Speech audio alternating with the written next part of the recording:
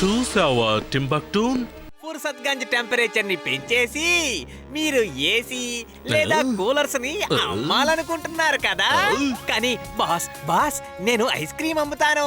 నాకు ice cream అంటే చాలా. నోర్ముయ్ తెలివి తక్కువ దద్దమ్మా. నేను దీన్ని ఫుర్సత్ గంజ్ వెనకాల ఉన్న అగ్నిపర్వతం లోపల కింది భాగంలో అమర్చుతాను. అగ్నికేలలు పైకి ఎగసి పడ్డానికి 1100 డిగ్రీల సెంటీగ్రేడ్ టెంపరేచర్ చాలు. నేను దీన్ని 2000 డిగ్రీల సెంటీగ్రేడ్ వరకు పెంచుతాను.